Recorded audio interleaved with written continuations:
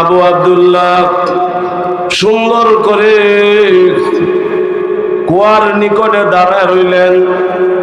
মেয়েটা দুইটা টুট নড়াচড়া করতেছে, কি যেন পড়ছে।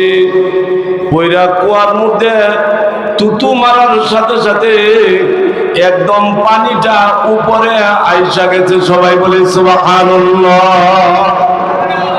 পানিটা একদম উপরে আইসা গেছে।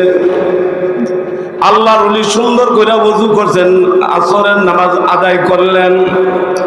আদায় করে মেয়েটাকে বলতেছেন, আম্মু শোনো, তুমি কি আমল করো যে আমলের কারণে পানির মধ্যে তুতু মারলা, পানিটা উপরে আইসা গিয়েছে?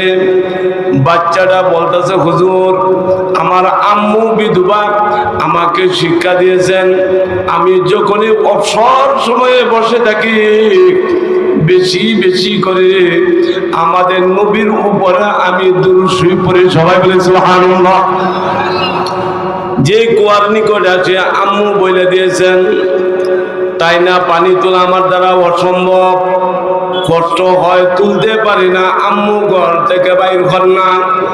কুয়ার নিকটে আইসা দুরূদ শরীফ পড়া পানির মধ্যে ফুক মারি, ফুক দেওয়ার সাথে সাথে আল্লাহ পাক একদম নিচ থেকে পানিটা উপরে উঠা দেন। বলে সুবহানাল্লাহ।